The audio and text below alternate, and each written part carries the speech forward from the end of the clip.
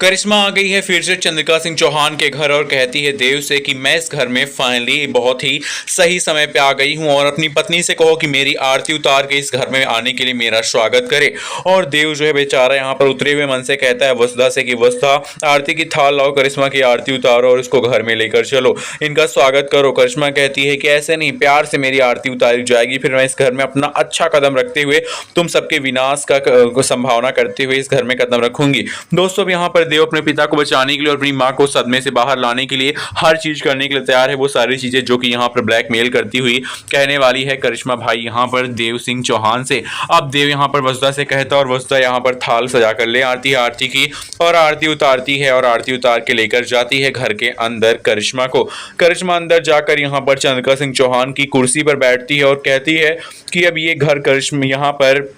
चंद्रिका सिंह चौहान का नहीं, ये राजगद्दी चंद्रिका सिंह चौहान की नहीं बल्कि करिश्मा की है, करिश्मा सिंह शेखावत की। और ये सुनकर वसुधा के यहाँ पर खून खौल उठता है और वो कहती है गुस्से में आकर कि अगर तू अगर प्रभात पापा से को अपने बस में न रखा होता, अपने पास किडनैप न रखा होता तो आज मैं तुझे यहाँ पर की सबक सिखा देती और तेरे दांत तोड़ देती यहाँ से गिराकर इस कुर्सी से। अब भाई फाइनली यहाँ पर देव कहता है कि वसुधा शांत हो जाओ, क्योंकि इस समय हमें समझदारी से चलने के वक्त है, ना कि यहाँ पर जोश में आकर होश खोने का। क्योंकि जो पावा सा है वो यहाँ पर करिश्मा के किडनैपिंग में है, उसके अड्डे पे हैं और हमें उनको लाने के लिए कुछ ना कुछ यहाँ पर करना पड़ेगा। ये जैसा बोलेगी वैसा ही करना पड़ेगा। अब यहाँ पर वसुधा जो है वो बेचारी यहाँ पर देव की बात मान के करिश्मा जो कहती है वैसा करती है। तो उसके पैर धुलने वाली है, उसकी आरती उतारने वाली है, घर में उसको बैठाने वाली है और रानी सा की तरह यहाँ पर चंद्रिका कुर्सी पे बैठाकर उसको खाना तक खिलाने वाली अपने हाथों से बनाकर। और उसके बाद कहती है कि कृपा करके मैं आपके चरणों में गिर के कहती हूँ, ऐसा कहने के लिए कहेगी करिश्मा और कहेगी वसुधा मैं आपके चरणों में गिर के कहती हूँ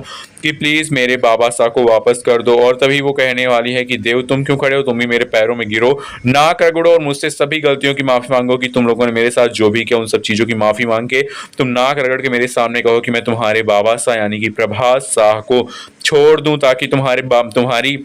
जो माँ है चंद्रिका सिंह चौहान वो जिंदा रहे, वरना वो आज यहाँ पर मौत और जिंदगी के बीच में खेल रही है और खेलते खेलते लुढ़क जाएगी। अब ये सुनकर देव को गुस्सा आता है, लेकिन देव फिर से अपने गुस्से को शांत करके यहाँ पर उसके पैरों में गिर के माफ़ी मांगता है जो भी उसने यहाँ पर गलतियाँ की होती हैं कि भाई उसने जेल भेजा होता है। और माफ़ी मांग के कहता है कि मेरी मासा की ज़िंदगी के लिए मेरे बाबा साहब को छोड़ दो। और तब कहती है कि मैं बताऊँगी कि मैं तुम्हारे बाबा साहब को कब छोड़ूंगी और प्रभात कब इस घर में वापस आएगा।